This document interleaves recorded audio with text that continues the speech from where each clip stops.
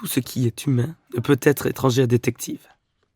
Le premier Détective, créé par le fameux éditeur Gaston Gallimard, a marqué les années 30. Dans son sillage, le 16 mai 1946, paraît un nouvel hebdomadaire centré autour de la fiction policière intitulé Qui, le magazine de l'énigme et de l'aventure.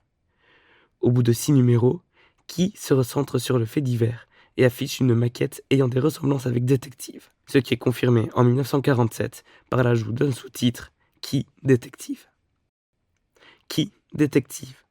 Quelques reporters de l'hebdomadaire Gallimard reprennent du service, comme Harry Gray, Marcel Montaron, Marcel Carrière. Durant la décennie, la rédaction s'étoffe. Contrairement à Radar, les articles et les photographies sont quasi systématiquement crédités. Mais Détective multiplie les signatures apocryphes pour impressionner, avec une rédaction plus fournie. Le Détective des années 50 a la couverture photographique un peu grise et au slogan ambitieux « Tout ce qui est humain ne peut être étranger à Détective » alterne des visages de victimes et de coupables à la une, sans qu'on puisse facilement les départager.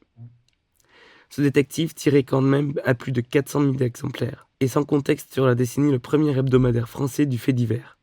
L'érosion de son lectorat, au fil du temps, est moins importante que celle des autres journaux du groupe. Un sensationnalisme bridé. Constamment surveillé, Détective tente de se diversifier. Dès mai 1950, pour que la proportion des pages réservées au crime ne soit pas écrasante, l'hebdomadaire passe de 16 pages à 24, rajoutant 8 pages consacrées à des articles historiques, documentaires et d'actualité. Le journal s'enrichit aussi de rubriques pratiques, mode, bricolage, santé, et surtout de rubriques feel good qui constituent des sortes de faits divers positifs ou d'histoires édifiantes et pathétiques. Détective publie aussi de nombreuses fictions, romans dessinés, romans textes, bandes dessinées. Mais même si Détective tente de diversifier sa formule, son fond de commerce reste le fait divers. Le lecteur attend qu'il suive les grandes affaires, traitées sur plusieurs numéros, comme des feuilletons jusqu'au procès.